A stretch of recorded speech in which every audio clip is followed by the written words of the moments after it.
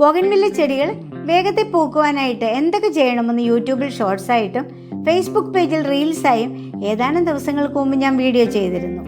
Video ധാരാളം ആളുകൾ കണ്ടതിൽ വളരെ സന്തോഷം.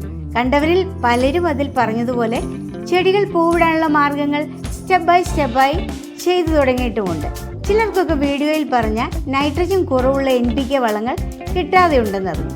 അതിനൊരു പരിഹാരമായിട്ട് മാർക്കറ്റിൽ നിന്നും കിട്ടാവുന്ന മറ്റൊരു വളം കൂടി ഞാൻ നിങ്ങളെ പരിചയപ്പെടുത്തുന്നു. അതാണ് പൊട്ടാസ്യം നൈട്രേറ്റ്. ഈ വളം ഉപയോഗിച്ചപ്പോഴും ചെടി നല്ല റിസൾട്ടാണ് ഉണ്ടായത്. ഇത് 1 വർഷമെങ്കിലും പ്രായമായ സാധാരണ ബൊഗൺവില്ലയിലോ ഗ്രാഫ്റ്റഡ് ചെടിയിലോ ചെയ്യാവുന്നതാണ്.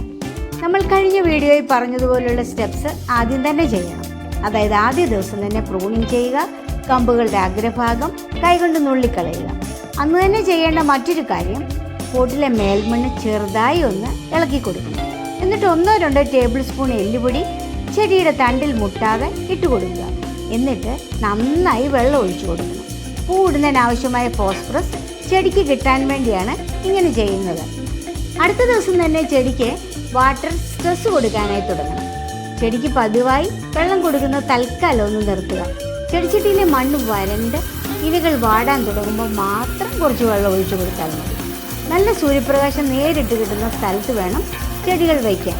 ഇങ്ങനെ 10 ദിവസം ആകുമ്പോൾ നമ്മൾ നേരത്തെ പറഞ്ഞ പൊട്ടാസ്യം നൈട്രേറ്റ് എന്ന വളം 2 ഗ്രാം 1 ലിറ്റർ വെള്ളത്തിൽ ലയിപ്പിച്ച് ചെടികളുടെ ഇലകളിൽ സ്പ്രേ ചെയ്ത് കൊടുക്കാവുന്നതാണ്.